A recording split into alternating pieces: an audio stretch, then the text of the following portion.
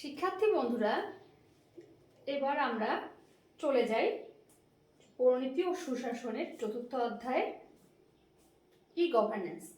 আমরা এখন আলোচনা করব ই গভর্নেন্স কি, ই গভর্নেন্স সম্পর্কে বিস্তারিত একটু জানব। তোমরা সকলেই নোট করে নাও, নোট করবে এবং ডেট দিয়ে রাখবে। পরে আবার ভুলে গেলে তোমরা এই নোট দেখে আমার ভিডিওটি আবার দেখে বুঝে নেওয়ার চেষ্টা করবে। ই গভর্নেন্সের উদ্ভব। তাহলে আমরা এখন আলোচনা করছি কি ই গভর্নেন্স কিভাবে সৃষ্টি হয়েছে। ই গভর্নেন্স শব্দটি ইলেকট্রনিক গভর্নেন্সের সংক্ষিপ্ত রূপ। তাহলে ই গভর্নেন্স কি?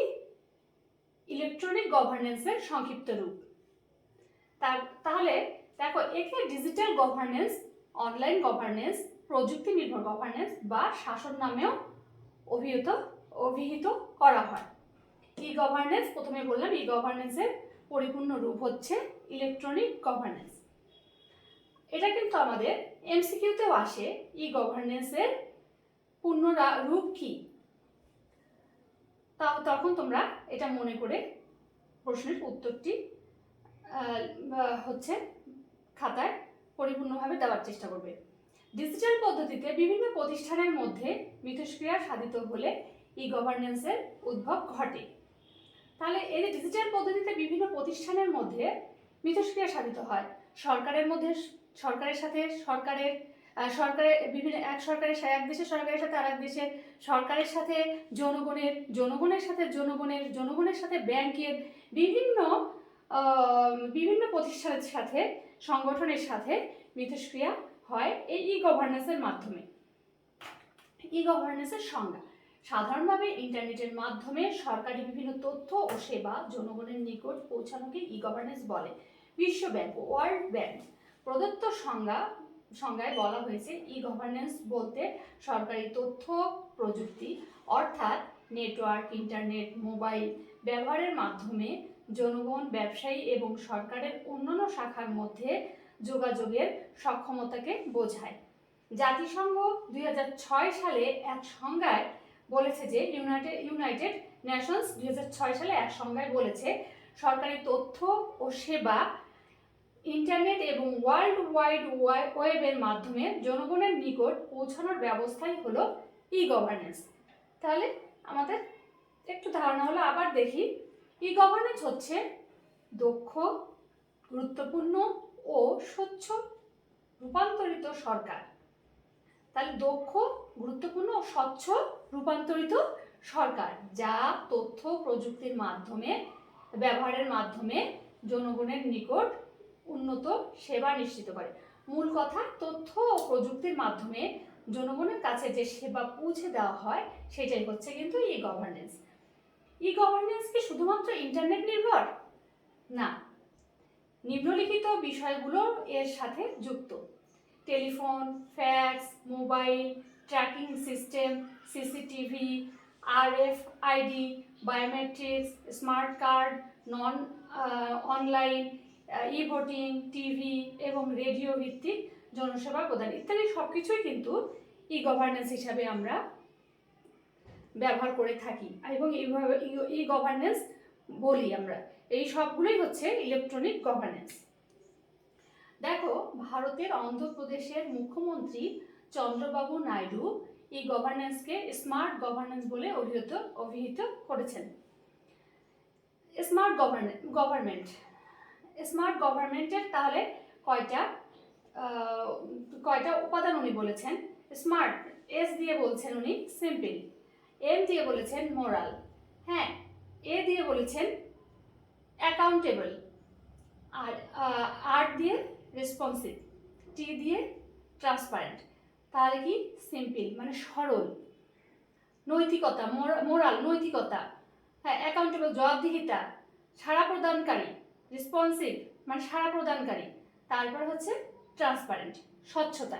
তাহলে এই স্বচ্ছতা, সরলতা, নৈতিকতা, জবাবদিহিতা, সাড়া প্রদানকারী, এই গুণগুলো, এই উপাদানগুলো যে সরকার ব্যবস্থায় থাকে তাকে আমরা বলবো স্মার্ট সরকার ব্যবস্থা।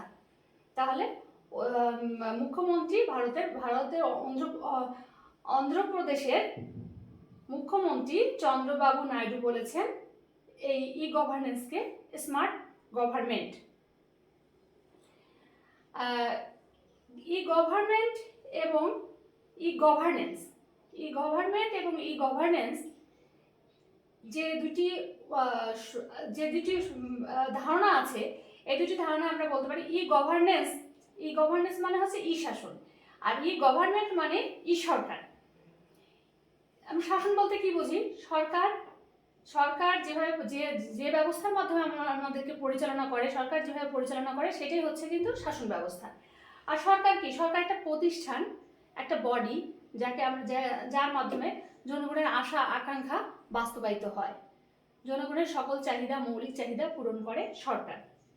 তাহলে সরকার, ই গভর্নেন্স এবং ই গভর্নমেন্ট, এই দুটির পার্থক্য একটু আমরা আলোচনা করি। যদিও পরীক্ষায় এটা একটু কম আসে, হ্যাঁ, তারপরেও আমি এটা তোমাদের ধারণা পাওয়ার জন্য আমি পার্থক্যটা একটু বুঝিয়ে দিই। ই গভর্নমেন্ট, ই গভর্নেন্স। ই গভর্নমেন্ট কি? ইলেকট্রনিক সরকার। আর ই গভর্নেন্স হচ্ছে কি? ই গভর্নমেন্ট হচ্ছে ইলেকট্রনিক সরকার। ই গভর্নেন্স ইলেকট্রনিক শাসন পদ্ধতি। তাহলে এটা শাসন পদ্ধতি, এটা হচ্ছে কাঠামোগত, এটা কার্যগত। এটা একটা কাঠামো রয়েছে আর এটা কার্যপ্রণালী করে থাকে। তারপরে এটা কার্যগত আর কি। তারপরে সিদ্ধান্ত গ্রহণ করে এরা, আর সিদ্ধান্ত বাস্তবায়ন করে। প্রযুক্তি ব্যবহারের মাধ্যমে সরকারি সেবার মান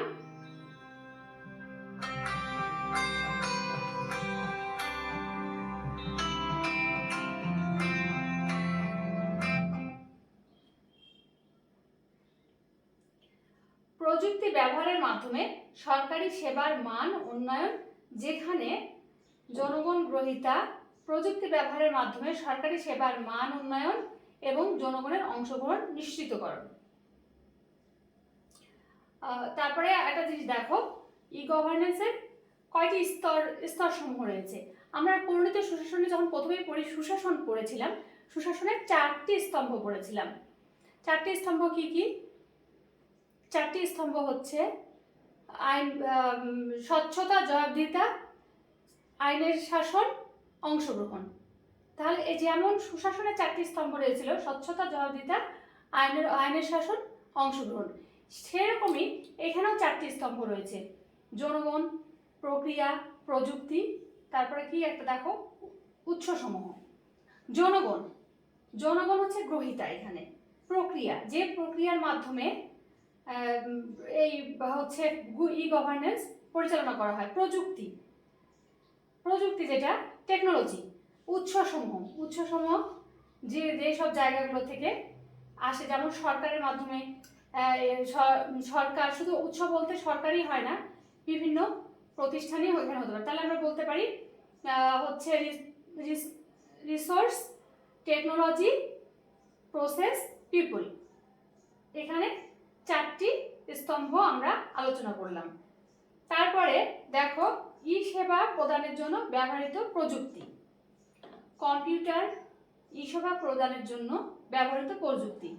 computer, internet, email, mobile phone, বিভিন্ন অ্যাপ্লিকেশন, SMS ও MSS, অনলাইন ভিডিও প্রকাশনা, ফ্যাক্স, ওয়্যারলেস সুবিধা, CCTV, ট্র্যাকিং ডিভাইস,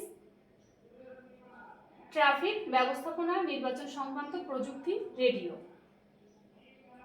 তাহলে এই হলো আমাদের আজকের আলোচনা। এরপরে আমরা পড়ব